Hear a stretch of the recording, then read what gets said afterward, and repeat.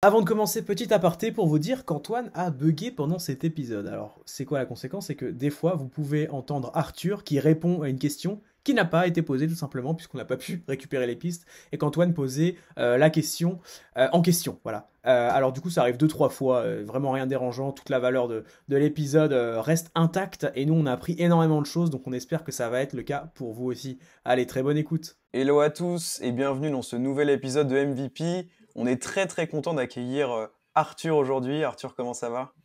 Salut les gars, ça va? Merci beaucoup pour votre invitation sur MVP, c'est très cool. Et félicitations pour votre podcast que j'écoute autant que possible, parce que j'ai pas mal de trucs à écouter, mais en tout cas, très chouette et je suis bien content de voir que ça monte vitesse grand V votre histoire aussi, donc c'est cool. Très cool, merci beaucoup. Antoine, ça va aussi? Ouais, ça va, ça va. Salut Arthur et bienvenue aussi sur le podcast. Merci beaucoup Merci. pour ta venue. Du coup, Paul, je pense que je vais te laisser faire l'intro. Donc SEO YouTube, moi, je vais pas avoir grand-chose à dire. Je vais écouter les maestros et puis peut-être je vais avoir des questions de noob un peu. Donc peut-être je me mets un peu Ouais, grave, c'est à la cool. place des auditeurs puisque j'ai pas encore vraiment de chaîne YouTube, si ce n'est MVP un petit peu. Mm. Ok, donc, ça roule. Bah, en tout cas, les maestros, je dirais plutôt le maestro, même si effectivement, je vais peut-être pouvoir rebondir sur certains points. Ouais, carrément. Ouais, mais après, bon, on en parlera, mais c'est pas les mêmes échelles de grandeur. Mais ça va être super intéressant dans tous les cas. Je vais faire juste un point rapide sur les perfs du podcast. Comme d'habitude, déjà, merci à toutes les personnes qui interagissent avec le podcast. Comme d'hab, ça fait trop plaisir. C'est la manière gratuite de nous récompenser un petit peu du travail qu'on fait, du temps qu'on met là-dedans, même si évidemment, on kiffe énormément le faire. Sur YouTube, on a dépassé du coup les 500 abonnés. Là, à l'heure où on record, on est 528. Donc c'est top, ça fait que d'augmenter. On remarque aussi avec Antoine qu'il y a de plus en plus de commentaires. Donc merci à tous ceux qui commentent, sachant que c'est quand même un format podcast. En général, moi quand j'écoute des podcasts, c'est vrai qu'on a un peu la flemme de commenter, etc. On se dit on prend le contenu, limite on envoie un MP derrière, mais pas trop un commentaire. Donc tous ceux qui le font, ça fait très plaisir. Et surtout, on a franchi le chiffre symbolique des 30 avis 5 étoiles sur Spotify. Et ça, c'est trop Ah, let's bien. go, putain, c'est beau. Voilà, ça fait trop plaisir. Surtout que on est trop content Arthur parce qu'on a que des 5 étoiles. Donc ça fait vraiment plaisir d'en avoir 30. Et puis, c'est pas évident de les récolter, ces avis-là. Hein. Nous, on y est confronté aussi, tu vois, en plus d'un an. Là, je crois qu'on a passé la barre des 120 ou 130, je sais plus ce qu'a Ouais, dit Franck la dernière fois. Donc, ouais, c'est pas évident. Mais c'est chouette, bravo. ouais, c'est très cool. Je trouve que ça montre que, en tout cas, ceux qui suivent aiment ça et franchement, ça fait trop plaisir. Et donc, on va pouvoir entrer dans le vif du sujet parce qu'on n'est pas là pour parler de MVP. Donc, est-ce que tu pourrais peut-être tout simplement te présenter globalement et axer un peu cette présentation à la fin sur ton XP sur YouTube? Ça va Ouais, faire le lien. ok. Eh ben, Arthur Villecourt, 32 ans. Ouais, 32 ans. Je suis à la base éditeur de site depuis 2013 et affilié. Donc, affilié full-time pour le coup. Je sais que vous avez reçu Franck la semaine dernière ou un des derniers épisodes que vous avez fait. Ouais. Et j'ai un peu le même profil. J'étais associé avec lui dans une boîte qu'on a montée en commun avec deux autres associés sur Malte. Donc une boîte pendant 4 ans où on a fait de l'édition de site pure et dure. Alors, du media buy, du SEO, enfin on a vraiment fait grosso modo on sautait sur n'importe quelle opportunité. Ouais. On s'autorisait le truc de l'objet brillant, tu vois. Aujourd'hui, je suis sans cesse en train de me taper sur les doigts pour éviter d'avoir les mêmes problématiques et de pas justement sauter sur chaque opportunité parce que quand on est seul, c'est beaucoup plus compliqué, c'est même plus possible en réalité de tout faire correctement. Donc voilà, beaucoup d'éditions de sites, beaucoup d'affiliations. Et quand on est revenu, alors pour certains sont revenus, d'autres non, mais moi quand on est redevenu indépendant et qu'on a tous pris nos directions différentes, on va dire, à ce moment-là, moi j'ai eu un petit peu de mal, tu vois, à accuser le coup. Non pas que ça se soit mal passé sur la fin, loin de là, mais justement, en fait, on avait tellement fait des trucs de dingue pendant cette période de 4 ans, Ouais. sur tous les niveaux, que c'était très dur de me dire, OK, j'ai moins de 30 ans, j'ai déjà accompli, en tout cas, j'ai la sensation d'avoir accompli un truc super chouette et que c'était passionnant à 100%. Et je me retrouve aujourd'hui à tu vois, me demander finalement si je vais réussir dans ma vie à réatteindre un tel niveau d'accomplissement professionnellement, alors que tu as moins de 30 ans. Ce qui est un truc un peu bizarre. Donc j'ai mis quelques longs mois à me... j'ai pris le temps de réfléchir, de voyager, tu vois, et je me suis dit que la meilleure des solutions finalement, c'était de m'écarter un petit peu du traditionnel édition de site, affiliation, etc. Et je me suis lancé du coup dans la création de contenu sur YouTube et sur Twitch, donc Twitch, plateforme de live streaming, pendant plus de 2 ans et demi, je crois. J'ai eu un parcours. Alors, je suis pas devenu un énorme streamer du tout parce que je me suis niché donc dans une niche dans ce qu'on appelle les looter shooters, qui est un type de jeu très spécifique, The Division, Destiny, etc. Ok.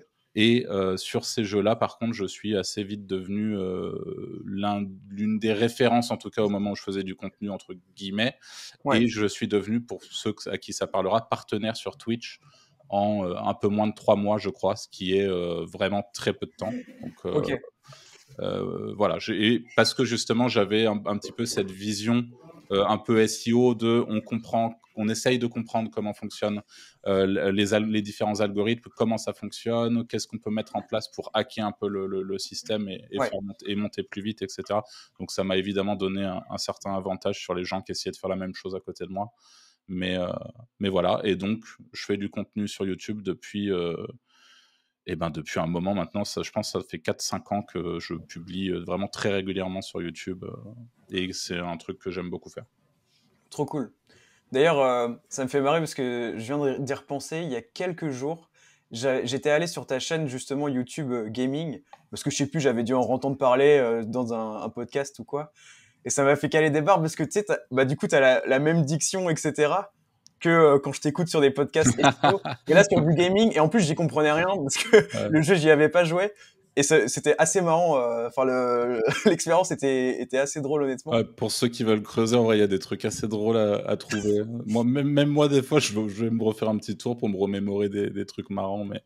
Mais oui, en effet, et puis j'ai toujours essayé, tu vois, de professionnaliser vraiment ma démarche. Par exemple, quand je suis arrivé, c'est marrant parce que j'ai fait une vidéo qui est assez cool, où je me suis filmé face caméra au moment où j'ai le premier jour où j'allais lancer le premier stream de ma vie, tu vois. C'est-à-dire que t'es absolument personne te connaît, t'as pas un seul abonné nulle part, parce qu'on a toujours été dans l'ombre à faire nos sites, notre Ouais.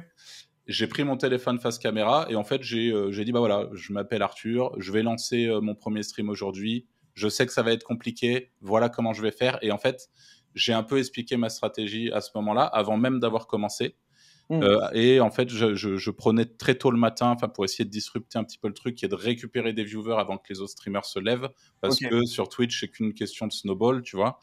Et donc 3 mois après cette première vidéo face caméra avec mon téléphone, j'ai fait une autre vidéo pour expliquer, donc toujours dans une optique de réflexe SEO, aux gens qui sont intéressés par le live streaming sur Twitch, comment faire pour réussir sur Twitch tu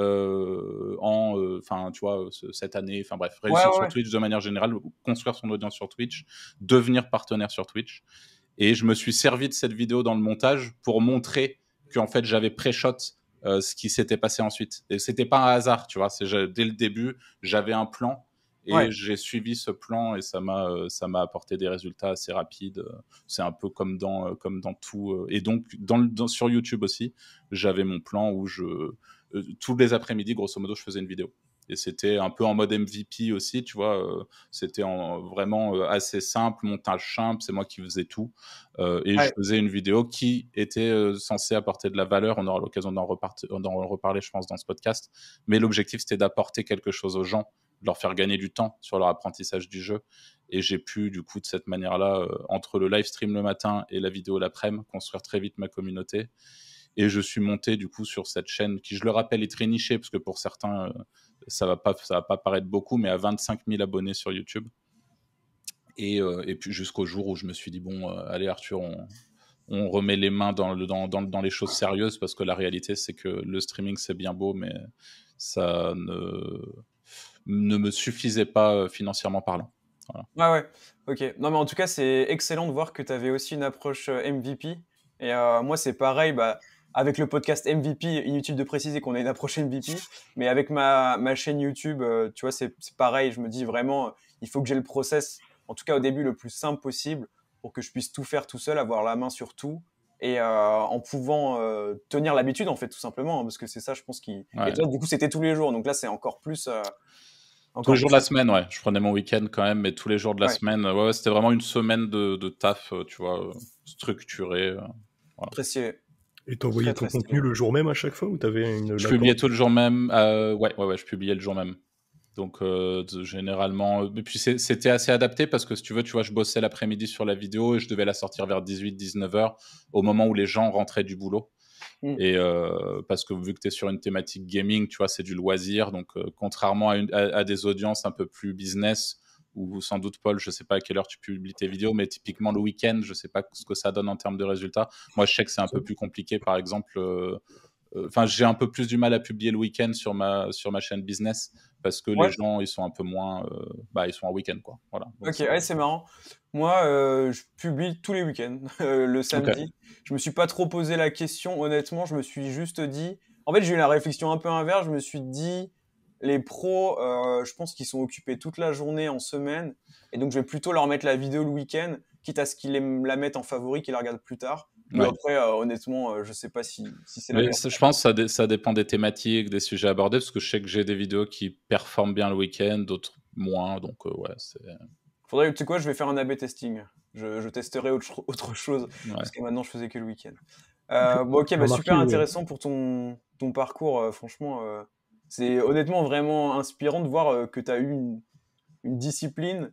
En fait, on pourrait se dire, tu sais, quelqu'un qui connaît pas, il pourrait se dire, bah ouais, YouTube sur le gaming, tranquille, passion, on se prend pas la tête, on s'impose pas une cadence, c'est un loisir avant tout. Or, aujourd'hui, en fait, on le sait, il y a vraiment du cash à faire avec YouTube et ça se professionnalise d'année en année, c'est assez abusé.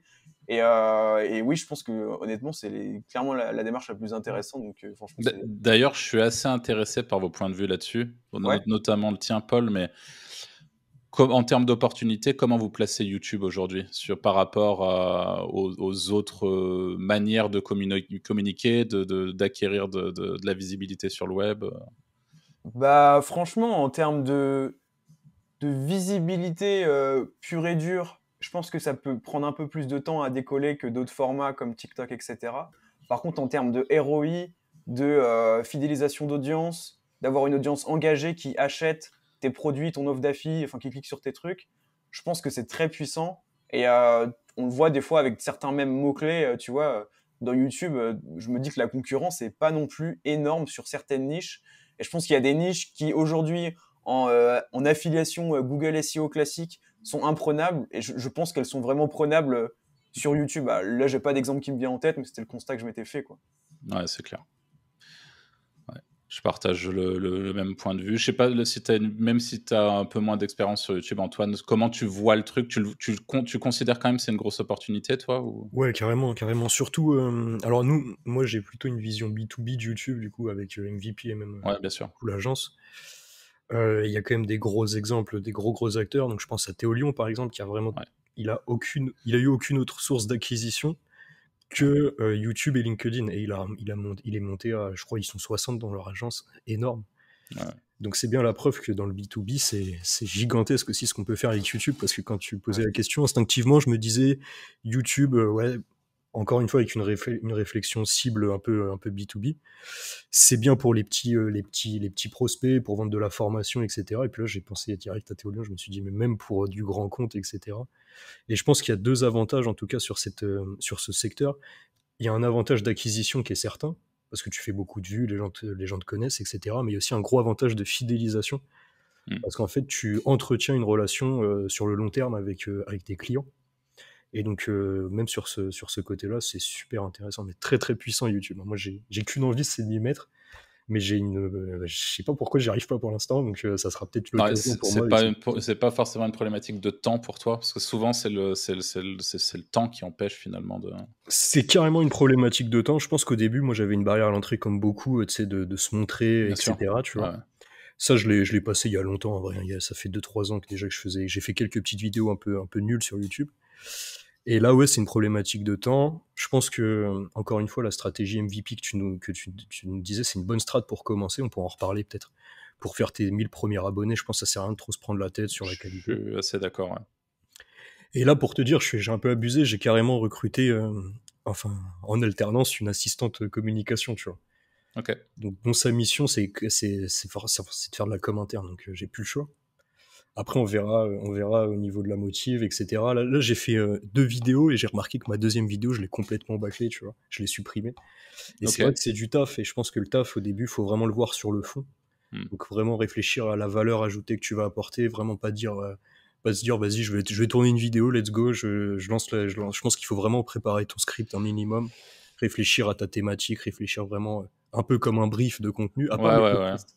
les podcasts, pour ça, c'est trop cool, c'est parce que du coup, tu peux échanger et les choses sont assez intéressantes rapidement.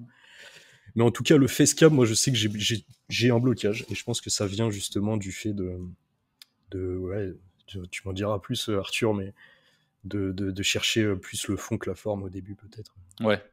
Bah, c'est un peu ça. Je pense que Paul partagera mon avis là-dessus, mais en fait, je pense que beaucoup de gens se bloquent avec la forme du contenu. Il faut que ça soit parfait, mais sur le fond et sur la forme, justement, alors que le plus important, c'est que la valeur délivrée soit là. Et typiquement, si la valeur est là, la forme garde quand même une importance, et on aura toujours, mais la réalité, c'est qu'il vaut 1000 fois mieux faire son contenu, même si la forme n'est pas parfaite, que de ne pas le faire ou alors de passer une semaine à le faire, et en fait, au final, à terme, tu perds du temps. Et tu vois, Paul, finalement, sur la forme, ton contenu est assez simple. Sur le fond, par contre, il est full valeur.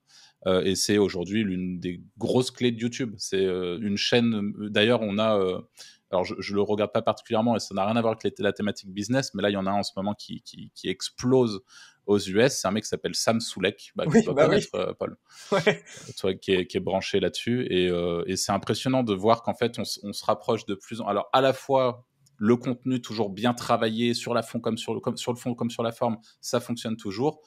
Mais d'un autre côté, tu as les contenus très longs, moins travaillés, moins scriptés, comme un podcast comme celui-là, qui fonctionne aussi, différemment, hein, mais ça fonctionne. Et tu as aussi des mecs comme Sam Soulek de plus en plus qui arrivent. Et là, on voit notamment Yomi qui commence à faire ça aussi, à se prendre face caméra et à parler d'un sujet où, tu vois, ils ont peut-être juste un plan devant eux. Et juste pendant 45 minutes, il n'y a pas de cut et c'est tout droit. Ouais, je crois qu'Oussama, il fait pareil aussi. Il a lancé. Je crois qu'il a repris son YouTube perso juste en se mettant comme ça. Bon, évidemment, il y a du setup et tout, mais je veux dire, en termes de montage, etc., c'est pas un truc de malade non plus. C'est une trop bonne nouvelle pour les créateurs de contenu. À mort. Parce et que moi, je rejoins justement ce que tu disais, Antoine, tu vois, pour tous les gens qui nous écoutent et qui peut-être se disent « Ah, moi, je me verrais bien commencer sur YouTube, mais je sais pas par quoi commencer. » Moi, c'est ce que je recommande à tout le monde, même si aujourd'hui, vous n'avez aucune valeur, entre guillemets, à apporter aux gens. C'est-à-dire que, par exemple, vous débutez le SEO. On est sur un podcast de SEO, donc c'est peut-être le cas. Vous débutez le SEO et vous vous dites, bah, ça peut être quand même intéressant à terme que j'ai une chaîne YouTube, etc. Moi, ce que je ferais à votre place, c'est que je me pousse à me dire, bah, je fais 1 vidéo, 2 vidéos par semaine où je documente, je fais une espèce de build-in public. Et la réalité, c'est exactement ce que tu disais au début de l'épisode, Antoine, c'est que même si au début, ce que vous faites, c'est pas parfait du tout, et pour le coup, et sur l'apport de valeur, et en fait, la réalité, c'est que même si vous avez 3 personnes qui vous regardent, il faut même pas le faire pour combien de personnes vont me regarder, est-ce que ma chaîne va exploser, est-ce que je vais arriver à prendre des abonnés. Faites-le juste pour vous habituer à parler devant une caméra, à démystifier ce truc de ah ouais, mais il y a une barrière à l'entrée parce que j'ai pas envie de me montrer, parce que machin, parce que ils vont penser quoi de moi, mais en fait tout le monde s'en fout parce que personne va vous regarder les premiers épisodes, surtout si vous n'avez pas de valeur à apporter.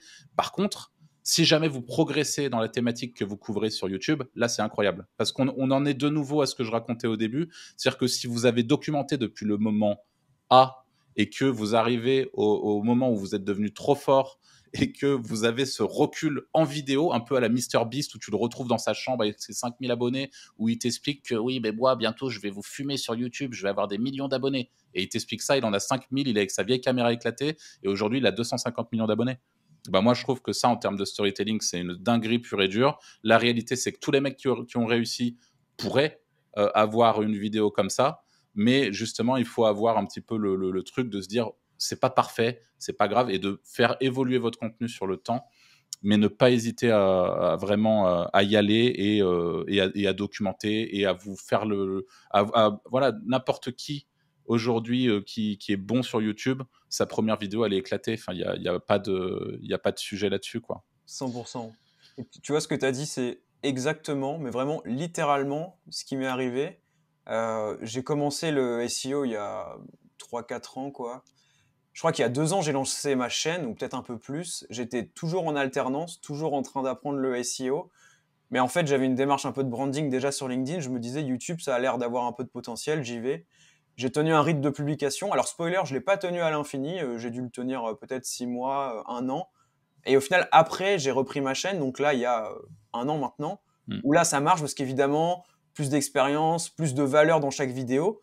Mais tout de même, ça m'a en effet permis de débloquer un peu l'élocution, le fait de parler devant une caméra et tout. C'est pas du tout évident au début. Et aussi, j'ai eu quand même quelques vidéos qui se sont bien positionnées en SEO YouTube, justement. Malgré le fait que j'avais pas une grosse communauté, malgré le fait que mes vidéos étaient peut-être pas hyper dynamiques, pas énormément de valeur ajoutée, il y avait quelques mots comme PHP Insight, tuto en français, en gros, ce genre de truc, Google Search Console tuto, où en fait aujourd'hui c'est des vidéos qui atteignent les peut-être 1000-2000 vues, alors que je sais très bien que c'est pas du tout dû à la communauté, tu vois, elles sont sorties il y a 2 ans. Et bref, tout ça pour dire, effectivement, juste lancez-vous. C'est comme si tu apprends le SEO aujourd'hui. Tu vas pas te dire, j'attends d'avoir travaillé 6 ans en agence pour lancer ma première page sur mon premier site web. Enfin, c'est pas comme ça, tu vois. Bah ouais, je pense qu'il y a trop de gens qui fonctionnent comme ça, malheureusement. Mais voilà, en effet, sortez de votre zone de confort et il y a moyen de faire des choses très chouettes. Tout à fait. Et ouais, pour la ref de Sam Sulek, excellente référence. Donc pour le contexte rapidement, après on va passer aux questions, mais c'est un gars qui fait des vidéos muscu, et en fait, effectivement, là où on voit que même en France, dans les vidéos muscu notamment, mais dans d'autres domaines, on a de plus en plus de prod, de belles caméras, il y a un monteur, il y a un cadreur et tout, pendant que le mec fait ses séries, machin truc, des effets, des musiques de fou. Et ben lui arrive avec une vidéo complètement raw où en fait, je crois qu'il y a même pas de cut en réalité, Il y a rien, peut-être quelques-uns, ouais. Il filme toute sa séance, il fait ses trucs, il a un micro cravate là comme moi mais en Bluetooth, et en gros il dit voilà, là je viens de faire des extensions triceps, alors je l'ai fait pour ça. Moi je sais que mon mouvement il est pas parfait mais je m'en fous. Et puis il continue, puis à la fin il chope son McDo et tout. Il y a des trucs qui font qu'on s'attache à ce mec-là. C'est pas, enfin, la forme est archi raw, mais bon, il a un physique de malade mental, évidemment, il est dopé. Bon, il y a des trucs, il a une personnalité rigolote, il s'en bat un peu les couilles. Enfin, il y a des trucs qui font que voilà, mais ça nous prouve quand même que effectivement, si le fond est là, bah en fait, s'il donne des vrais tips, ou alors même des tips nuls, mais au moins une personnalité sympa que les gens veulent retrouver tous les jours, bah en fait, la forme compte beaucoup moins, quoi. Donc bref, c'est une excellente référence. On va passer du coup aux questions un peu SEO YouTube concrètes. Est-ce que toi, quand tu as abordé du coup le SEO YouTube ou YouTube de manière générale, est-ce que tu avais une logique SEO vraiment comme sur Google, ou est-ce que vraiment ça varie complètement en fait? Est-ce que c'est la même chose ou pas du tout en mode recherche de mots-clés, tout ça? Alors oui et non. Alors c'est-à-dire que moi, donc tu parles par exemple de la toute première chaîne YouTube que j'ai lancée sérieusement, Paul, donc ma chaîne gaming ou... Ouais, c'est ça. En Ouais. fait, ouais, est-ce que d'instinct, t'as vu que c'était très similaire, ou au contraire, en fait, les Non, procès... alors il y a beaucoup de choses similaires. Là, le premier truc que j'ai fait, c'est que j'ai justement, je me suis demandé quel contenu je peux créer qui vont être vraiment evergreen, donc qui vont rester dans le temps. Moi, ce que je voulais, c'était avoir des contenus les plus intemporels possibles. Et ça, c'est un peu la clé de tout business et de toute votre acquisition, finalement, le plus possible. Si vous pouvez avoir des contenus qui restent dans le temps, qui vont rester des années positionnés ou de longs mois positionnés sur une requête, et donc qui vont vous apporter des prospects, des clients, des leads sur une requête précise, ou des abonnés d'ailleurs, c'est une très bonne chose. Et moi, c'est ce que je recherchais en priorité. Mais pour moi, c'est important aussi, c'était important, et ça l'est toujours aujourd'hui, d'allier à la fois ces requêtes qui sont des requêtes evergreen et sur lesquelles je vais pouvoir rester positionné, mais en plus de ces requêtes-là, ne pas hésiter à surfer sur l'actualité. Peu importe l'actualité. Par exemple, moi aujourd'hui, je parle d'IA sur ma chaîne sur ma chaîne perso qui s'appelle Arthur Villecourt, d'ailleurs, que j'ai renommée. Mhm. On pourra parler de cette décision aussi, parce que c'est un peu particulier. Ouais, de ouf. Mais à la fois, tu vois, je vais sauter sur les opportunités en termes de news. Donc là, typiquement, récemment, il y a Sora, l'IA qui fait de la génération de vidéos, qui a été annoncée par OpenAI. Ouais. C'est le genre de truc, il faut que je le couvre en moins de 12 heures, quoi. Il faut que ça Ouais, aille ouais. très, très vite, tu vois. Et donc là, on est sur le truc de, il faut être premier, etc. Mais c'est du contenu qui n'est pas du tout un contenu evergreen. Je veux dire, ça va rapporter ça va être un gros pic de vues. Il va y avoir des abonnés. Moi, c'est ce qui m'intéresse particulièrement parce que je vais récupérer des abonnés assez facilement sur ce type de contenu. Ok, ouais. Mais derrière, par contre, en termes d'evergreen, c'est nul. Il n'y a pas d'organique, quoi. Il n'y a pas de trafic ou très peu de trafic organique sur ce type de vidéo. Et parallèlement, l'objectif, c'est de mettre en place du coup des vidéos qui vont se positionner. Et c'est pas uniquement, tu vois, contrairement au SEO où c'est beaucoup quand même cette recherche de mots-clés, où on est avec nos outils, il y a de ça un petit peu sur YouTube. Je pense notamment, il y a Google Trends, typiquement, où on peut passer par les trends de YouTube. Tu as sur Google Trends les trends de YouTube et tu peux du coup aller trier par thématique et ça peut te donner quelques idées. Il y a un truc qui est extrêmement puissant, c'est tout ce qui est YouTube Suggest. Donc vous connaissez les Google Suggest. Donc quand vous commencez à taper un mot-clé, vous allez avoir des propositions de mots-clés sur de la longue traîne, etc. Ça, c'est intéressant sur Google. Sur YouTube, c'est encore plus intéressant. Et pour le petit tip, si vous rajoutez une petite étoile, un petit astérix juste avant votre requête, ça va vous proposer d'autres requêtes liées à la requête que vous avez tapée. Donc, vous pouvez avoir déjà quelques idées sympas, ça peut aider. J'utilise aussi des outils SEO, typiquement Export, SEMrush, Ahrefs, ce genre de trucs. Ça fonctionne, tu vois. Si tu as une grosse requête qui est, comme tu l'as dit, Paul, très concurrentielle et qui touche à mon secteur d'activité, à la thématique de ma chaîne, je vais pas hésiter à aller faire une vidéo, tu vois, pour me positionner. Et bien souvent, tu passes devant des très gros sites, tu vois. Aujourd'hui, par exemple, là récemment, j'ai fait une vidéo qui s'appelle automatisation SEO, où j'ai invité mon pote Clément Chal qui vient nous présenter un template N8N pour automatiser les architectures de sites. La vidéo est vraiment super intéressante et tout. Elle a très mal démarré. J'ai changé le titre plusieurs fois parce que c'est pareil, ça, on peut en parler, mais on en parlera, j'en suis sûr, mais l'impact du titre et tout, c'est colossal sur YouTube, un peu comme en SEO finalement. Le titre fait vraiment le job. Donc si tu te plantes sur ton titre, il faut pas hésiter à réajuster vite, parce que l'algorithme, il faut vite l'alimenter pour qu'il comprenne que la vidéo est bonne, que en fait tu attires des gens dans les mailles de la vidéo pour qu'ensuite tu prouves à YouTube que maintenant que les gens sont là, regarde, ils consomment la vidéo, le watch time est bon, la rétention est bonne, donc pousse ma vidéo dans l'algo, s'il te plaît. Et c'est finalement, là, c'est ce qui s'est passé. Et là, aujourd'hui, tu tapes automatisation SEO sur Google. Alors, j'ai regardé hier, je crois, ça se trouve, j'ai sauté depuis. Mais je suis devant des sites d'autoritaires. C'est sans doute un tout petit mot-clé, hein, mais tout ça pour dire que c'est très puissant, globalement. Il est bel et bien premier dans l'encart vidéo. Et donc, du coup, tu es deuxième sur la SERP au global, juste en dessous d'une page, un lien bleu classique de OnCrawl. C'est très stylé, ouais. Ouais, et puis ça, c'est sûr, enfin, je veux dire, quand on voit la difficulté que ça peut être parfois de se positionner sur certains trucs en SEO, c'est vraiment le fait d'allier et SEO et YouTube. Aujourd'hui, pour moi, c'est mandatory, quoi. C'est un truc, c'est tellement puissant. D'ailleurs, je vais aller encore plus loin. Moi, là, aujourd'hui, je suis passé vraiment dans l'extrême. Donc, à côté, j'assume aujourd'hui le fait de focus YouTube bien plus que l'édition, par exemple. Ouais, ok. Non, mais super intéressant. Je sais pas ce que t'en penses, mais ma question d'après, c'était comment repérer facilement les tendances YouTube, mais je pense que t'en as déjà beaucoup parlé avec Google Trends un petit peu. Ouais. Si t'as des ajouts, n'hésite pas, mais sinon... Alors, oui, j'ai un ajout. Ajout et en vrai, il est pépite, parce que c'est un truc que j'ai set up très récemment. Et j'en ai brièvement parlé, mais je ne suis pas trop rentré dans le détail, donc je vais profiter de cet épisode de podcast pour rentrer un peu dans le détail. Je me suis posé, puis moi, j'ai toujours sur la partie, dans la pratique, tu vois, typiquement sur les problématiques d'automatisation, je suis clairement pas bon. Tu vois. Par contre, j'ai beaucoup d'idées. Souvent, elles sont cool, d'autres fois, elles sont pourries. Mais là, je me suis dit, putain, l'idée me semble quand même assez chouette. Et j'ai pensé à tout un système qui me permet de monitorer, parce que là, on a parlé du coup des mots-clés. Donc, le fait d'avoir ces exports de mots-clés, le fait d'aller chercher les trends. Et après, des fois, il y a l'intuition aussi, on va pas se le cacher, qui rentre beaucoup en jeu. Je pense que ça t'arrive aussi. Tu te dis, Ouais, de ouf. ah, ce sujet-là, c'est intéressant. Donc, il n'y a pas forcément besoin que ton intuition soit appuyée par autre chose. Des fois, ça peut juste être une vidéo intuition qui cartonne. Mais au-delà de ces trucs-là, moi, ce qui m'intéresse, c'est d'analyser tout mon écosystème de concurrents, entre guillemets, tu vois, en sachant que pour moi, tout ce qui est concurrence francophone, pour moi, ça n'existe pas. Je veux pas en entendre parler. Je regarde certains trucs, mais c'est rare sur des sujets connexes aux vidéos que je fais, parce que j'ai pas envie, tu vois, de me retrouver à faire le même contenu ou à dire des mêmes trucs parce que j'ai été inspiré. Ah, ça c'est marrant, et je le redis. Enfin, je trouve ça, il y a vite un truc un peu malsain, donc ça n'existe pas.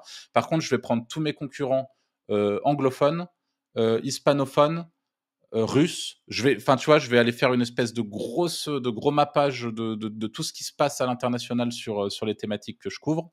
Et là, en l'occurrence, du coup, j'ai pensé à une automatisation que mon pote, encore une fois, Clément Chal, m'a aidé à concrètement mettre en place. Et aujourd'hui, c'est le cas, elle tourne en boucle. Et cette automatisation, elle me permet de récupérer toutes les 24 heures les 30 dernières vidéos d'une liste de 20 concurrents, tu vois, à l'international.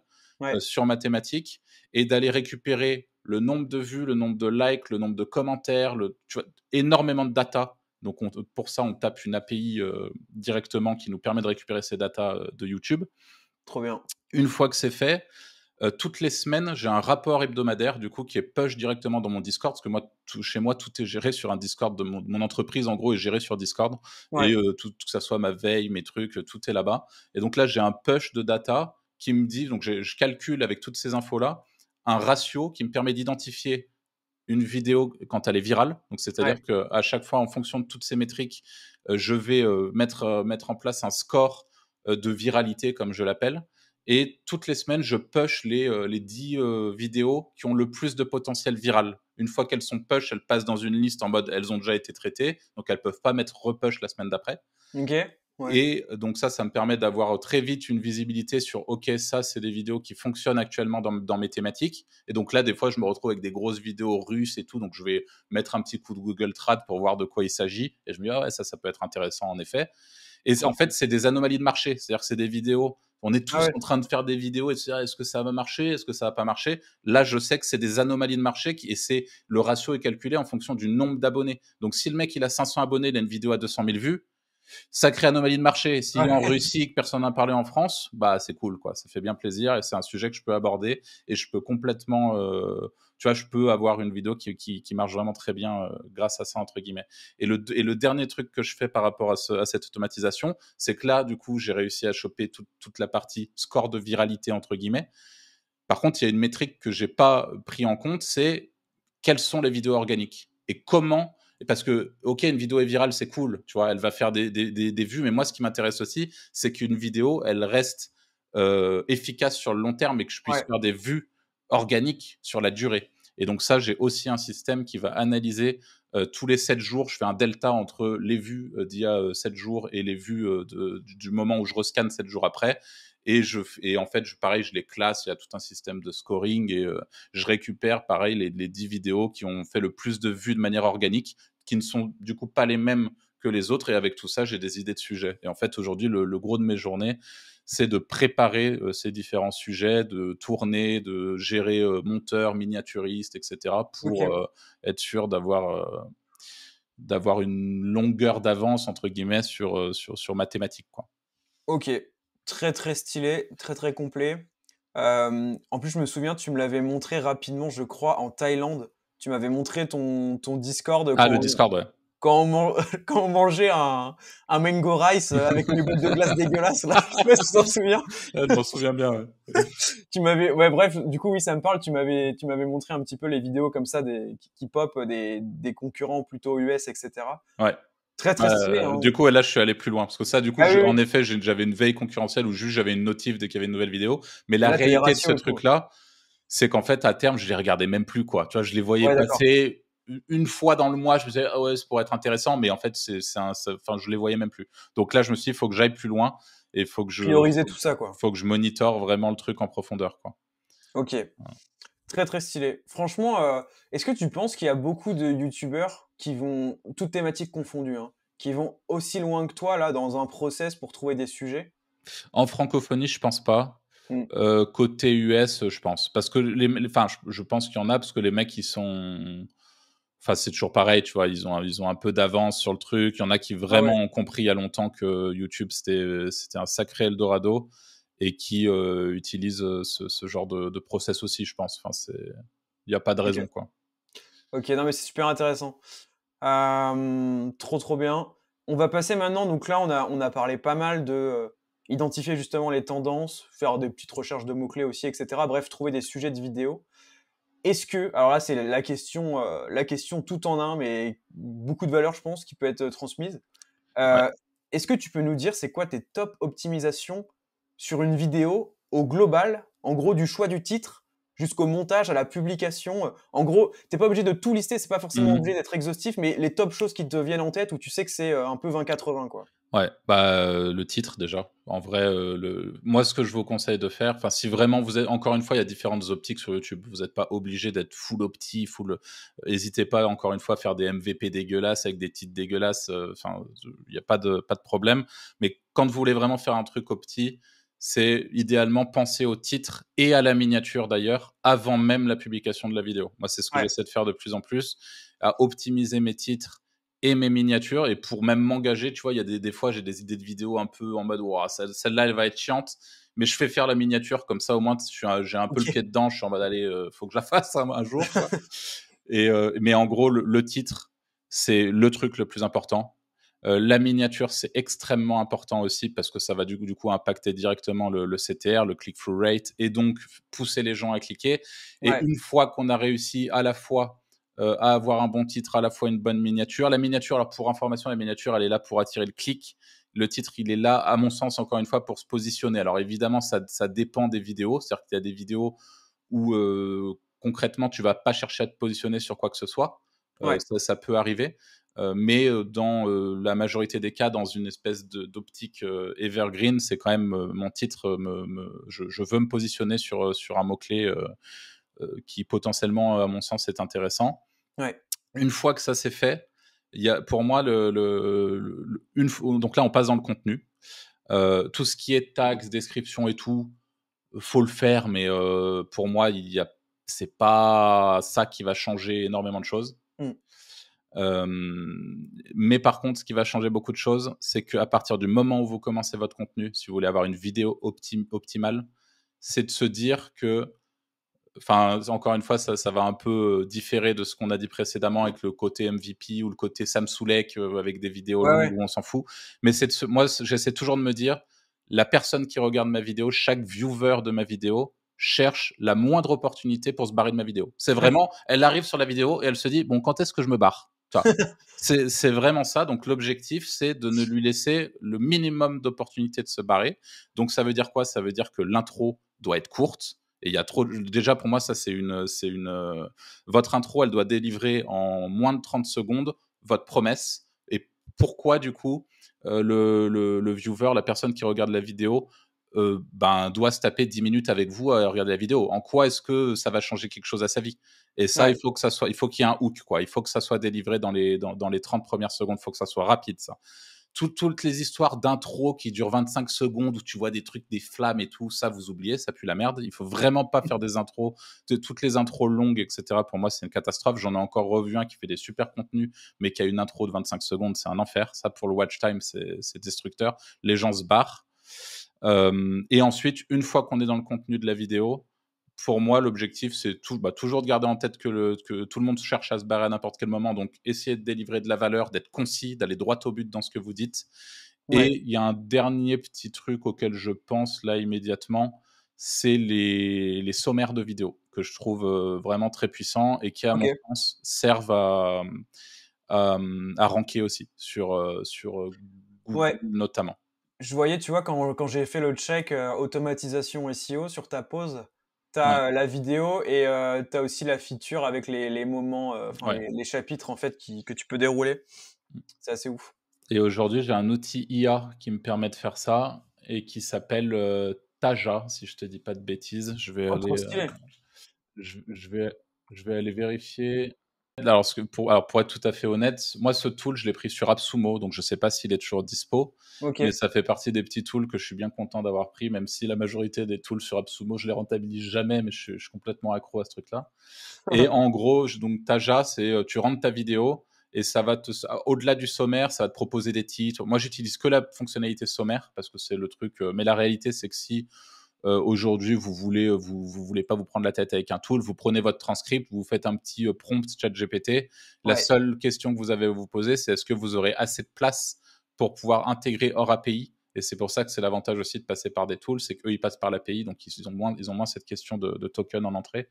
Mais vous pouvez tout à fait avoir, pour une petite vidéo, mettre votre transcript YouTube que vous pouvez retrouver dans la description de n'importe quelle vidéo, et puis lui demander de vous faire un sommaire. Enfin, il y a moyen qu'il fasse un truc assez simplement. C'est pas non plus la features de l'année, mais ce petit tool est sympa. Donc Taja, T-A-J-J-A. Ouais, c'est cool. Et pour le coup, les sommaires, il y a en effet, comme tu l'as dit, dans la SERP, tu peux cliquer sur le sommaire et tu vois du coup tous les points abordés, donc c'est intéressant. Sur les podcasts qui durent très longtemps, c'est intéressant aussi d'avoir un sommaire parce que ça fait vraiment le café. Puis les gens, tu vois, qui veulent pas passer 1 heure et demie avec toi, ils vont indirectement sauter là où ça les intéresse. Donc c'est cool. Et puis ça fait de la rétention aussi. C'est-à-dire que quelqu'un qui t'a pas de sommaire, la personne dit ouais, c'est long, je me barre. T'as un sommaire, il peut ça c'est intéressant, et en fait il reste plus longtemps. Donc c'est cool. Ouais, c'est hyper intéressant. Et là, tu vois, j'ai fait une petite recherche et je crois que la feature AppSumo est toujours dispo. En tout cas, là, je l'ai. Donc $49 pour un lifetime access, du coup. Ouais. Ouais, très très stylé. Écoute, merci beaucoup parce que ça, je t'avoue que c'est typiquement le genre d'optique que je fais pas ou très peu parce que ça nécessite de se retaper une vidéo qui parfois peut durer jusqu'à 20 minutes.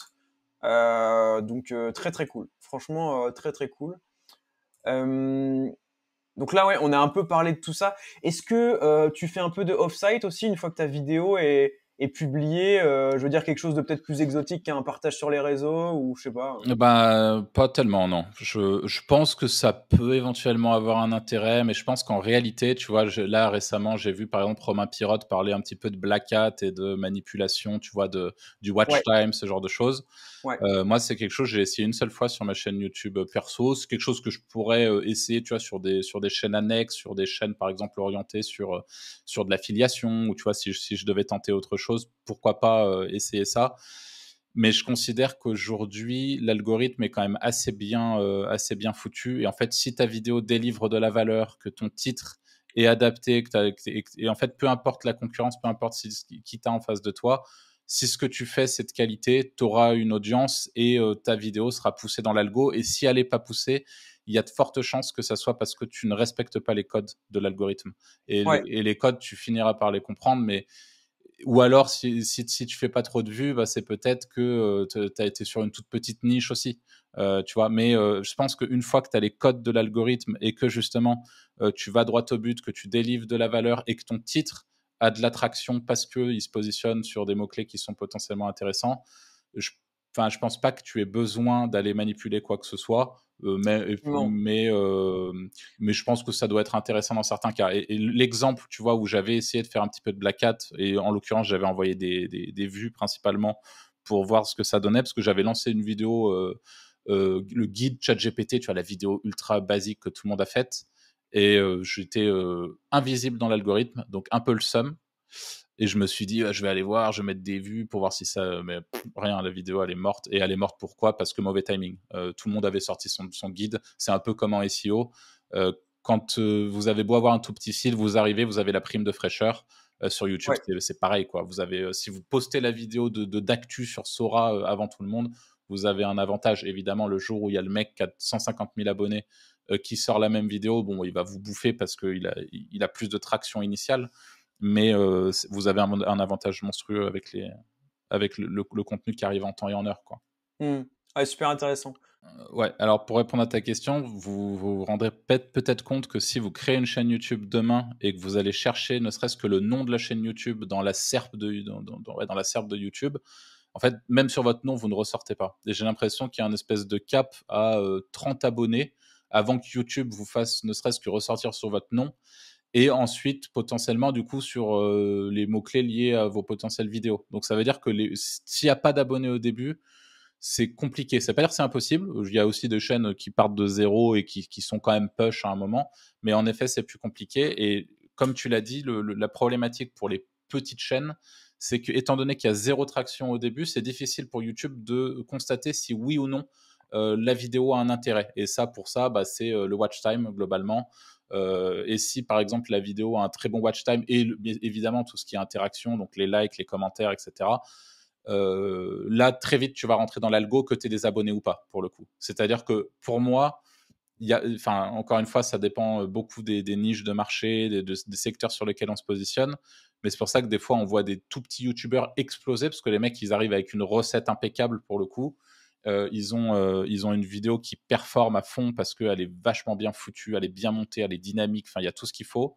Et en fait, ils performent super vite et sans forcément avoir beaucoup d'abonnés de base. Tu vois, même avec 100 abonnés, tu peux avoir une vidéo qui performe à fond. Je pense que le nombre d'abonnés n'est pas corrélé avec la performance de la vidéo. Par contre, là où tu as raison, c'est que au départ, tu vas forcément te retrouver à struggle un peu parce que, en effet, tu pop pas parce que YouTube met beaucoup plus de temps à analyser ta vidéo et à comprendre si c'est une vidéo qui mérite d'être push ou pas. Et je pense qu'en effet, tu as plus de facilité par contre à être push sur une vidéo qui même peut-être en vaut un peu moins le coup si tu as un peu d'abonnés de départ pour te mettre ce coup de pied aux fesses sur ta vidéo pour qu'elle parte.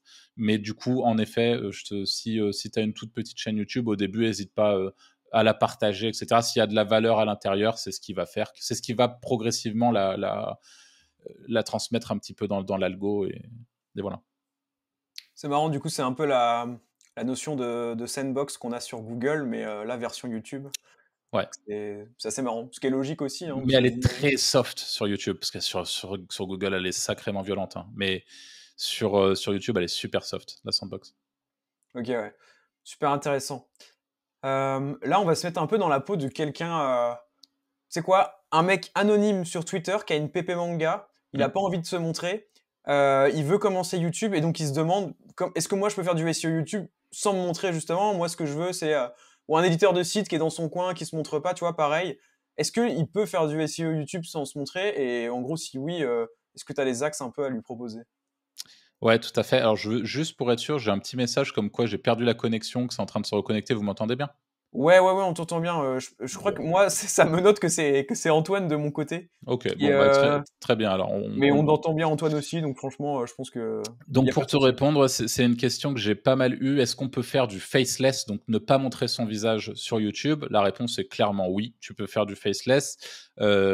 Comment est-ce que tu fais quand tu fais du faceless? Moi, je pense que la meilleure des options dans ce cas-là, tu parlais de PP Manga, pourquoi pas te créer un petit avatar. Aujourd'hui, tu as plein de tools, notamment pilotés et boostés à l'IA, qui permettent d'animer des petits avatars comme ça. Le problème, c'est qu'au montage, bon, évidemment, ça, c'est un autre souci. C'est que quand on commence, on n'a pas nécessairement les skills en montage. Tu vois, typiquement, un Sam Soulek, je suis pas sûr qu'il ait déjà fait un cut dans sa vie, tu vois. Ça l'empêche pas d'avoir plusieurs millions d'abonnés. Donc ça aussi, c'est un peu un frein à l'entrée pour beaucoup de gens, ce que je peux comprendre. Mais tu peux tout à fait mettre en place un espèce de petit avatar qui te représente et qui va aider à personnifier la personne qui se trouve derrière la chaîne. Ça, c'est un fait. Tu peux même aller plus loin aujourd'hui, grâce à l'IA, justement, tu peux vraiment faire des choses très propres sur toute la partie génération de voix. C'est-à-dire que tu peux même avoir une chaîne où c'est pas ta voix derrière.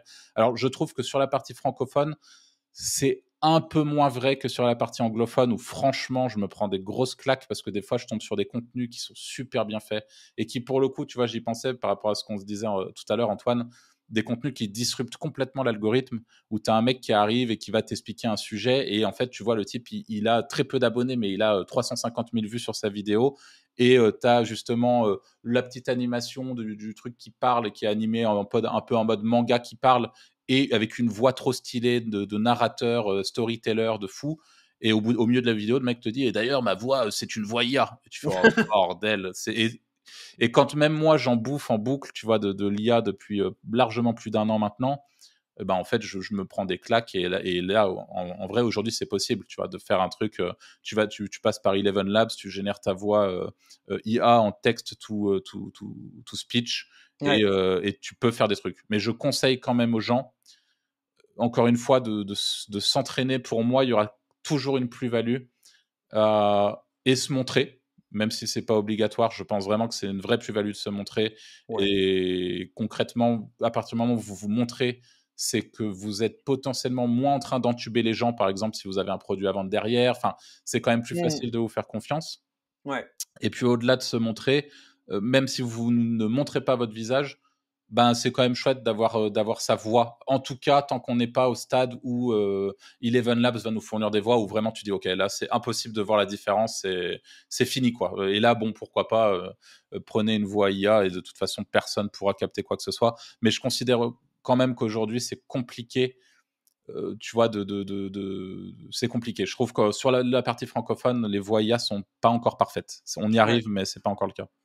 Il me semble pas que ça soit dispo au grand public. C'est en bêta test, Sora, ou alors j'ai loupé la news, qui serait un peu la honte pour moi, vu que c'est un peu mon sujet. Je pense que c'est en bêta. Mais ouais, c'est en bêta, ouais. Et je pense d'ailleurs, parce que les gens me posent beaucoup la question, je pense que ça ne... À mon avis, on verra pas un Sora comme on a vu un ChatGPT arriver, tu vois, en mode tester Sora, tu vois, oh là là, je génère des vidéos. Je pense qu'en fait, c'est un truc qui va demander tellement de ressources à OpenAI que ça va coûter cher, et ce qui me semble assez normal.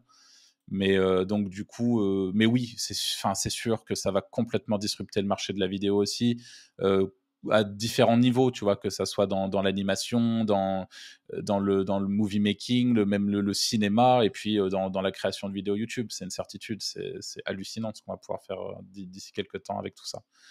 Ça va vraiment être fou. Très stylé. Donc là, ouais, toujours dans la lignée un peu des questions qu'un débutant pourrait se poser. Est-ce qu'il y a un moyen de faire des miniatures YouTube vraiment cool, facilement, sans déléguer? Est-ce que tu vois, est-ce que tu avais peut-être une méthode? Ouais. Bah, si vraiment vous débutez, pour le coup, prenez-vous Canva, en gros. Canva, vous avez des templates de miniatures. Alors, c'est grillé à 10 000 km que vous utilisez un template Canva, mais là, moi, aujourd'hui, là, par exemple, j'ai passé une grosse partie de ma journée à faire des briefs de miniatures pour mon miniaturiste. Et je me suis rendu compte, tu vois, en comparant avec ce que je cherchais sur les différentes thématiques, qu'en fait, il y a un bon 70% des miniatures YouTube qui sont Canva, quoi. Ou alors qualité Canva, tu vois. Si c'est pas Canva, ça va pas beaucoup plus loin. Et encore une fois, c'est très largement suffisant. Quand vous débutez, ne vous prenez pas tout de suite la tête avec des miniatures de fous furieux. En fait, la réalité, c'est que si même demain vous dites, je vais prendre un miniaturiste parce que je sais que cette vidéo elle est cool, pourquoi pas. Mais après, vous avez le problème de cohérence qui est pas dramatique. Moi, je suis un peu maniaque avec ça, mais c'est absolument pas dramatique. Mais vous allez vous retrouver avec une miniature trop stylée au milieu de plein de miniatures Canva dégueulasses, quoi. Enfin, dégueulasses. Par exemple, avec le Wizards Podcast, on a eu pendant presque un an complet, notre première année, on avait des miniatures jaunes immondes, tu vois, mais il y avait le truc dessus, il y avait l'info dessus, enfin ça marchait. Vous, MVP, ça vous empêche pas de faire des vues aussi, tu vois. Par contre, je pense que la miniature, se professionnaliser sur sa miniature, c'est un bon moyen d'agrandir son reach considérablement. Je te donne typiquement MVP dans votre cas. Là, aujourd'hui, vous avez des miniatures minimalistes qui vont beaucoup avec le branding d'MVP. C'est un peu la base du truc. Je pense que c'est très bien parce que vous touchez aujourd'hui très principalement des gens qui peut-être vous connaissent de près ou de loin, mais qui vous connaissent sans doute un petit peu. Et je pense que le jour où vous voulez passer la seconde et vous dites, maintenant, l'objectif, c'est d'aller accélérer sur cette partie reach et pouvoir vraiment englober plus de monde et pouvoir vraiment toucher plus de monde et donc potentiellement rajouter à ma liste email plus de monde, etc. Enfin, voire plus large, vous êtes un peu obligé à ce moment-là de rentrer dans les codes de YouTube. Et là, je le vois par exemple avec le Wizards Podcast. Je suis assez persuadé de l'intérêt qu'on a concrètement d'avoir depuis quelques semaines maintenant. On doit avoir 8 miniatures faites par un vrai miniaturiste dans ce métier.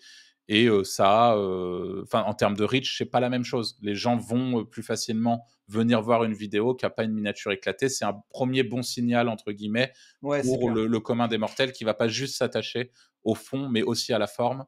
Et ça, je pense que ça, encore une fois, c'est pas une obligation dès le départ, mais ça a clairement un intérêt. Donc Canva, parce que je m'étale un peu, mais Canva, c'est très très bien pour le début. Super intéressant. Pour la partie montage, moi, si je commençais là, je me dirais, en gros, tu vois, est-ce qu'on peut en faire sans se montrer? Est-ce qu'on peut faire des miniatures facilement? Est-ce que monter une vidéo, c'est chiant? Est-ce qu'il y a des moyens de monter une vidéo facilement? Quand je dis montage facile, évidemment, j'entends pas des effets de malade, mais déjà faire des petits cuts, etc. Est-ce que tu as des tips là-dessus? Ouais, alors pour la partie montage, c'est Franck qui m'a fait découvrir. Moi, je l'utilise pas parce que moi, pour le coup, j'utilise Adobe Premiere Pro, qui est un logiciel un peu poussé. Donc, je recommande pas ça quand vous débutez parce que, un, c'est cher, deux, c'est complexe. Vous avez DaVinci Resolve, un peu dans le même truc dans la même ère que Adobe Premiere Pro, seulement je crois que c'est gratuit pour le coup, mais c'est très bien, il paraît-il. Mais voilà, c'est encore une fois, c'est un logiciel complexe. Si vous débutez aujourd'hui, que vous voulez publier vos premiers contenus et que vous voulez évidemment faire les choses vous-même au début pour vous faire un peu la main, je vous conseille CapCut, qui est un logiciel, je crois qu'il y a une version gratos qui fait bien l'affaire. Ouais. Et concrètement, vous prenez pas la tête au début. D'ailleurs, sur YouTube, il faut que je le dise dans cet épisode, c'est important, pareil pour les gens qui veulent le faire, faire quelque chose. Le plus important, c'est votre son. C'est vraiment le truc game breaker, ça va être le son de votre vidéo. Le reste, c'est un plus. Enfin, avoir une bonne image, c'est un plus, etc. Mais le son, c'est primordial. Donc, avoir un bon son. Et pour ça, même si vous avez aujourd'hui un micro pourri, là, pareil, sur toute la partie intelligence artificielle, on a un truc qui est génial qui s'appelle Adobe Enhance Podcast. Enfin, vous tapez Adobe espace podcast espace Enhance, donc E-H, E-N-H, E-N-C-E, si je dis pas de bêtises, et vous allez tomber sur un outil qui est gratuit lui aussi. Vous prenez le MP3 que vous avez enregistré, donc pour ça, vous faites un export MP3 de votre vidéo, vous le mettez dans l'outil, et vous allez pouvoir améliorer considérablement votre son.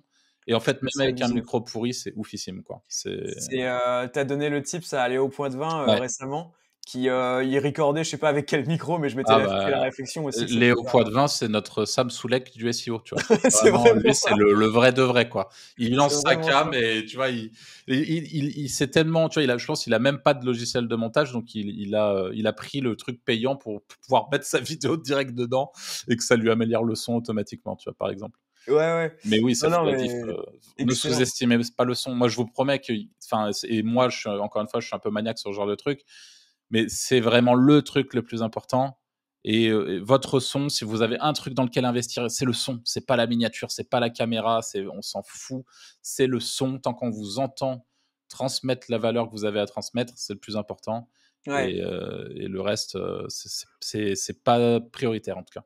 D'ailleurs, je vais lâcher un petit tips aussi. Alors moi, j'ai pas le meilleur micro du monde, surtout que je l'ai acheté parce que j'étais en déplacement. Mais là, j'utilise un micro-cravate filaire et il a coûté littéralement 16 €. Et c'est, tu vas sur... et alors, honnêtement, d'un point de vue, si j'étais perfectionniste ou quoi, c'est pas un son parfait, mais le son est cool. Ouais. Et donc la ref, c'est Boya M1. Et en gros, c'était le Amazon Choice, tu sais. Okay. Et vraiment, j'ai fait mon petit benchmark et tout. Et je voulais un truc qui se transportait facilement, qui prenait pas de place dans la valise, tout ça, bref. Et je recommande, hein, vraiment, ça coûte pas cher. Le micro de mon MacBook était déjà pas mal, mais là, c'est un peu mieux. Comme le micro est proche de la bouche, ça permet d'isoler un peu s'il y a des sons aussi aux alentours. Et je m'y retrouve très, très bien, surtout pour 16 €, quoi. Non, c'est cool. Voilà. Et puis, tu mets un petit coup d'Enhance par-dessus et c'est bon, t'as un micro professionnel à 1000 balles, quoi. Voilà, c'est fin du game. Ouais. Excellent. Et je sais plus, j'ai peut-être un peu oublié ta question initiale, Paul. Ça, c'est un peu ma spécialité Non, on était sur le montage, en fait. Donc, t'as très bien répondu. Okay, d'ailleurs, pour rebondir, j'utilise aussi CapCut, étant un noob total. Et j'utilise CapCut suite à la reco de Franck, d'un de vos épisodes sur le Wizard. Donc voilà, et très très cool pour faire des petits cuts, etc. Ajouter, tous les trucs de base. Ouais, quoi, c'est suffisant, très largement. Et gratuit, surtout. Et est-ce que vous avez entendu parler ou vu passer HeyGen ou pas, les gars? Ça me dit un truc de nom, mais j'ai pas creusé du tout. Ok. Bon, bah ça, alors, sur YouTube, ça peut être chouette. Donc ça, c'est plus... Alors, HeyGen, c'est un outil qui permet de vous cloner. Ah oui, c'est ça. Et vous avez le choix ensuite entre faire du text-to-speech, donc il va reproduire lui-même votre voix, etc. Ouais. Ou alors vous lui envoyez un fichier audio, donc par exemple vous enregistrez en train de parler, vous lui envoyez le fichier et ensuite il encode une vidéo et vous avez votre clone qui parle avec le fichier que vous venez de lui envoyer. Ouais. C'est Afi SEO qui a testé ça récemment. Alors Afi SEO a testé ça. Moi, je suis moi-même en train de faire un case study là sur TikTok. Ça fait déjà une semaine que j'ai commencé le case study. Et c'est vraiment cool. C'est vraiment assez incroyable. Et je pense que sur YouTube, dans certains cas, ça a plusieurs avantages. Et notamment, l'un des avantages, c'est de pouvoir déléguer une partie de son contenu. C'est-à-dire que je me vois tout à fait demain sur certaines chaînes. Typiquement, je pourrais lancer une chaîne d'affiliation sur un sujet précis.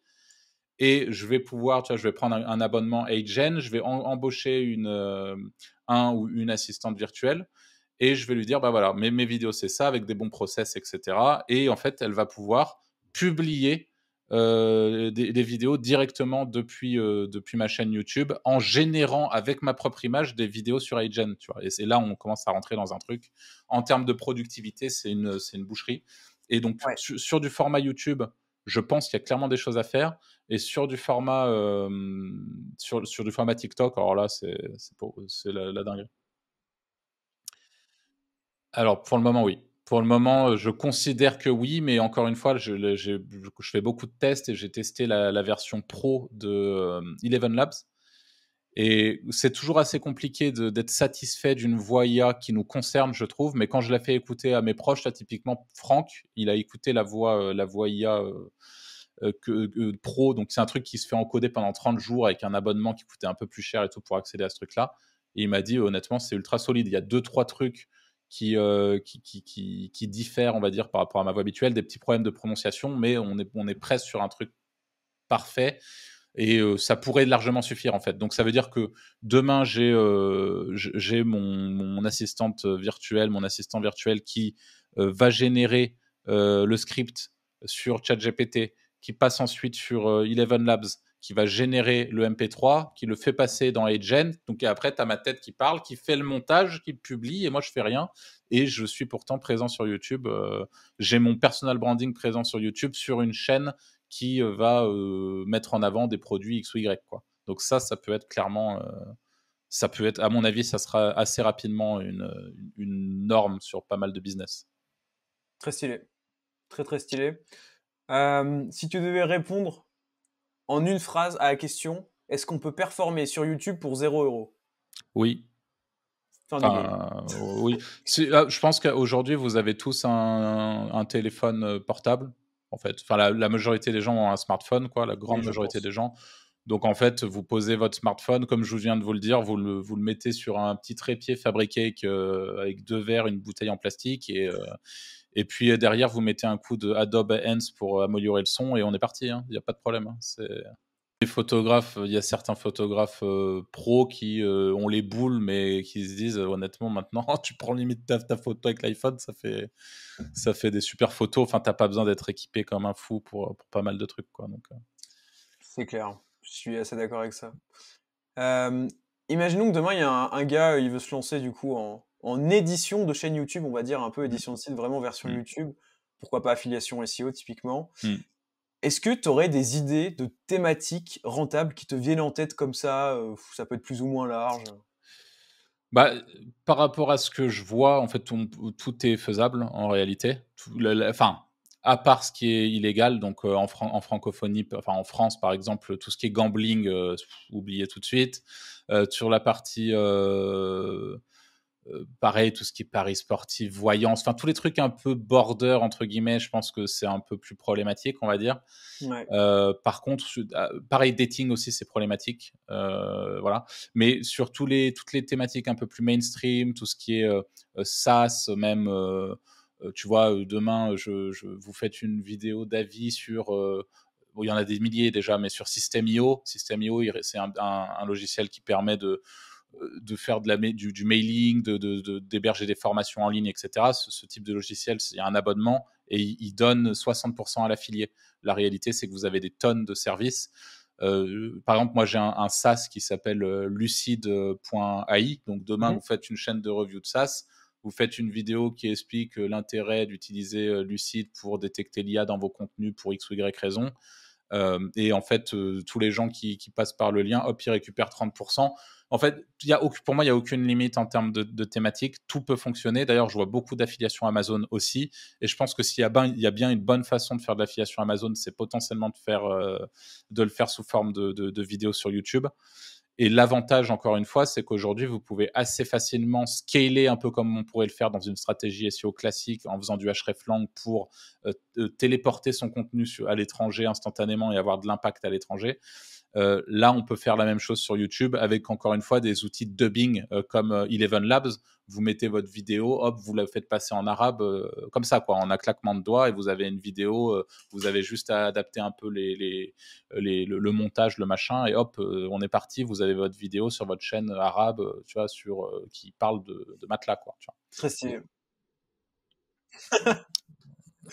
C'est parti. Ah, Avec mais honnêtement, ça peut être fait dans l'heure, là, à peine. Hein. Parce que la réalité, c'est que tu vas sur AgeGen, c'est gratuit, tu enregistres ton petit avatar et tu lui mets un text-to-speech, tu sélectionnes la langue arabe, tu génères et c'est incroyable. Hein. J'ai déjà fait, c'était très drôle. Et on fera ça juste après avec Antoine. Incroyable. Écoute, on arrive au bout de toutes les questions que moi j'avais prévues. On avait un point que tu as évoqué au tout début. Tu as renommé ta chaîne YouTube perso qui parle IA et SEO. Récemment, tu l'as remplacé là, du coup, par ton nom. Ouais. Est-ce que tu peux nous expliquer un peu cette décision? Je pense que ça va en intéresser certains. Ouais, ben j'ai pas mal réfléchi. Je me suis dit, est-ce que je le fais, est-ce que je le fais pas? Donc ma chaîne s'appelait ImpactIM parce que j'ai un site qui s'appelle ImpactIM que finalement, tu vois, je comptais tenir avec assiduité et la réalité, c'est que c'est difficile de tout faire. Donc pour le moment, c'est plus le cas. Je suis en train de m'associer sur la partie éditoriale pour pouvoir pallier à ce problème. Ok. Mais n'empêche que je me suis dit, bon, est-ce que ça serait pas le moment de recentrer justement ma personal brand sur moi, donc Arthur Villecourt, et de pouvoir être un peu moins, tu vois, ça va renforcer vraiment le côté personal branding qui aujourd'hui est extrêmement important.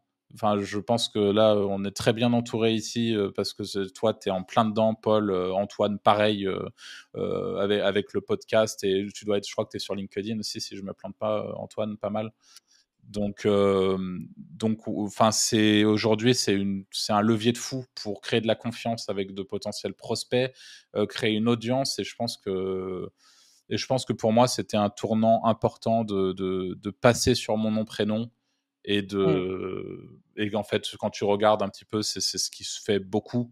Il y en a certains qui prennent des pseudos, des trucs, mais sur des thématiques business, quand on a de l'infoproduit à vendre, etc., je trouve que c'est une bonne manière de créer de la confiance supplémentaire et puis de ne pas s'enfermer aussi dans une thématique particulière et de pouvoir, tu vois, là, je m'ouvre un petit peu plus, notamment à tout ce qui est automatisation et à tout ce qui est SEO aussi, tu vois. Et potentiellement, justement, au SEO, mais pas que sur Google, au SEO YouTube, tu vois, j'ai pas mal de sujets là-dessus.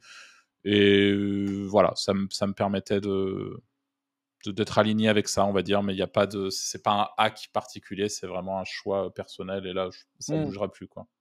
Ouais, très stylé. Plus en bonus, tu verras, tu auras peut-être un petit flex. Tu l'as peut-être déjà. Le jour où tu entres, je sais pas, ton site dans SEMrush et que tu vois qu'il est positionné premier sur un mot-clé, ce mot-clé étant ton prénom et ton nom avec un volume de recherche. Je peux te dire que c'est, dans la vie d'un SEO, une petite victoire. Ouais, c'est vrai. C'est assez stylé. Ouais, Non, mais ouais, plus sérieusement, je pense que en effet, bon, pareil, j'ai la même vision que toi, hein, on s'en doute, mais je partage ces propos-là. Est-ce que ça vous dit qu'on passe aux questions qu'on a reçues, ou est-ce qu'il y a, si vous voulez rajouter une info, un truc, un sujet, on peut le faire avant. Moi, ça me dit bien, ouais. Moi, j'appuie une dernière fois sur le fait que pour les gens qui nous écoutent, pour moi, le YouTube et la création de contenu en vidéo, donc je crois qu'Instagram, c'est très solide, je m'y connais un peu moins, mais tout ce qui est Reels, c'est extrêmement puissant. TikTok, évidemment aussi, même si ça n'a pas la même portée, mais YouTube en tant que tel, c'est une opportunité de fou, et vraiment, je vous invite toutes et tous à vous lancer, encore une fois, en mode MVP, en mode dégueulasse, en mode pas de vidéo sur les... Mais lancez-vous, créez, expérimentez, parce que tous ceux qui le font maintenant, je peux vous dire qu'ils seront bien contents de l'avoir fait dans quelques années. Donc, c'était plus pour la petite motive, quoi. Ah ouais. Tu veux commencer à répondre, Paul ? Ouais, si tu veux, comme ça je fais ma réponse rapide, je pense que mon process va être peut-être un peu moins poussé. que toi. Moi, en fait, je me suis rendu compte que là où j'étais le plus efficace, c'était typiquement le week-end, d'avoir un rappel, de trouver déjà le sujet de la vidéo, enfin le titre et la miniature pour être précis, et le plan de la vidéo, 3 trucs, pour le mercredi prochain, parce que je record les mercredis. Ça marche plutôt bien comme ça.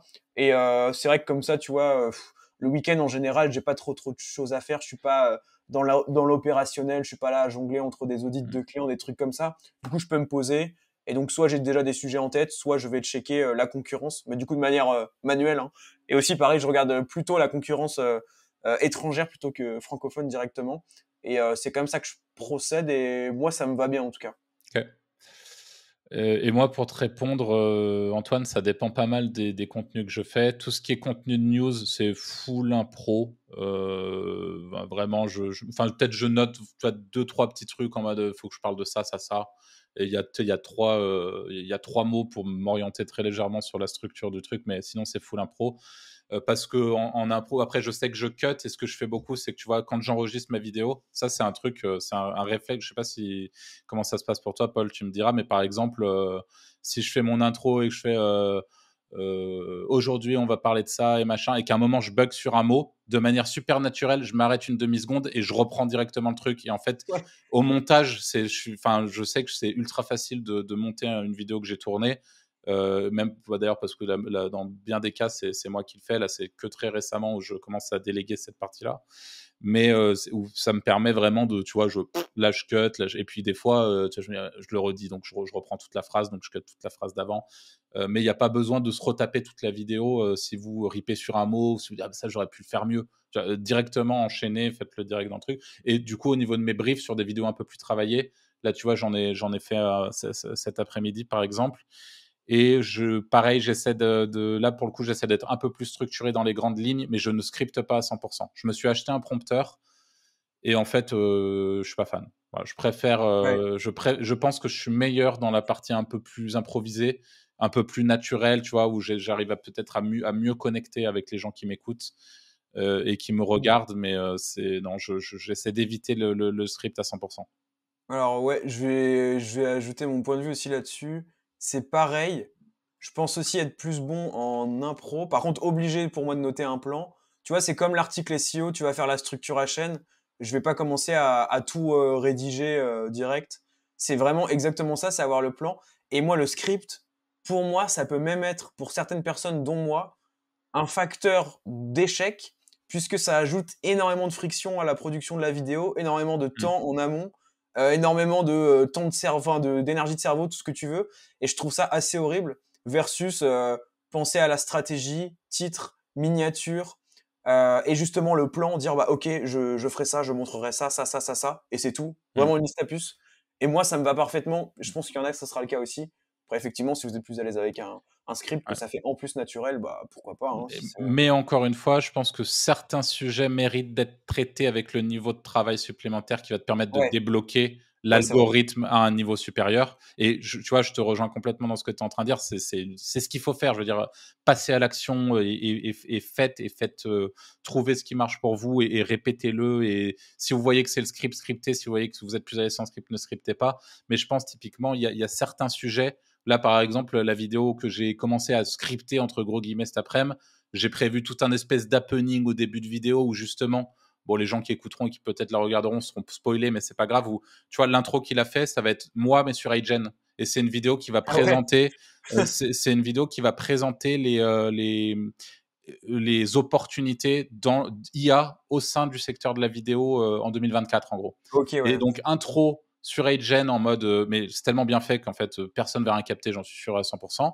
Donc, intro sur iGen. Et ensuite, c'est un autre clone de moi qui prend la parole en mode non, je déconne. Donc, ça, ce que vous avez vu, c'était de l'IA, figurez-vous. Et en fait, c'est double happening parce qu'en fait, il se trouve que le deuxième, c'est aussi de l'IA. Et que derrière, je reprends le truc. Et là, pour le coup, c'est moi. Et tu vois, ce genre de truc, ça fait des hooks de zinzin. Ou si t'as pas pris le temps de préparer, donc là, il se passe ça et mon CTA. D'ailleurs, il y a un truc qu'on n'a pas abordé qui est tellement important dans la vidéo, et c'est vrai que c'est d'ailleurs un peu une catastrophe que je l'aborde que maintenant en réalité, c'est toute la partie CTA. Ça fait une div de fou furieux. Donc CTA, c'est quoi? C'est comme en édition de site, c'est l'équivalent du bouton, c'est l'appel à l'action. Donc si vous avez une mailing list et ce qu'on appelle un lead magnet à pousser, poussez votre lead magnet et dites-le à l'oral. Et si vous souhaitez que les gens s'abonnent à votre chaîne, que ça soit d'ailleurs sur TikTok, sur le format short ou en format vidéo, vraiment dites-le. Et quitte à passer pour un forceur ou une forceuse, faites-le parce que ça fait toute la différence. Et c'est un truc que j'ai toujours fait.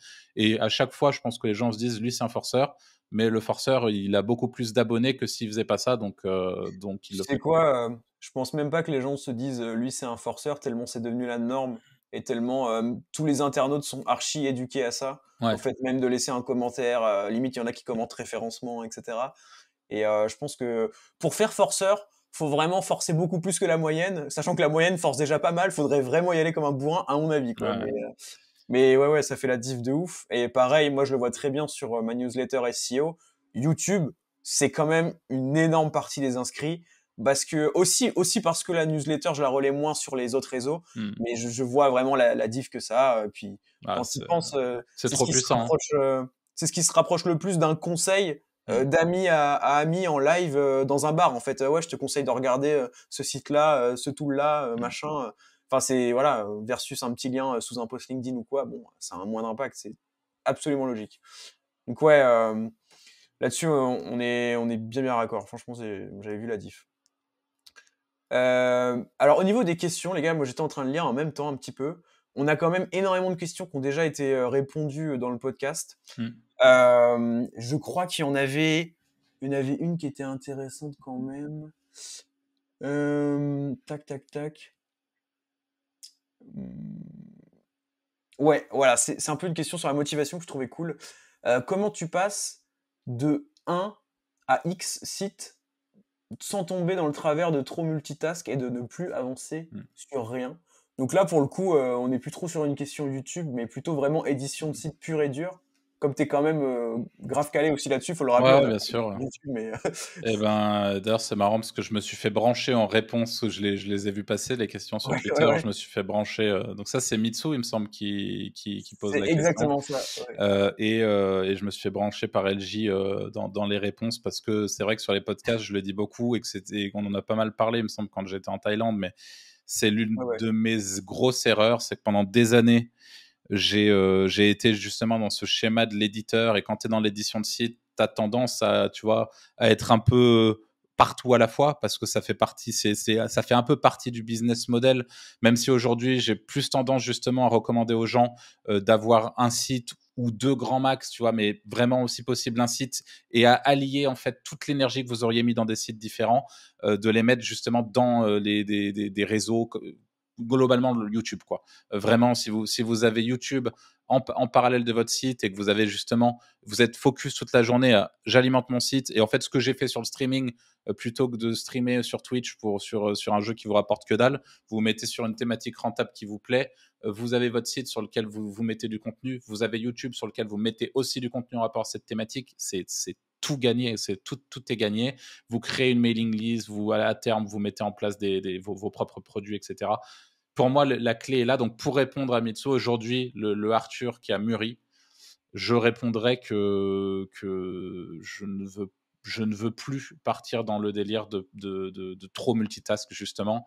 Et je veux absolument me concentrer sur un minimum de sites, et même, encore une fois, dans un souci de transparence. De l'édition, j'en fais toujours parce que je suis toujours associé sur des projets d'édition de sites.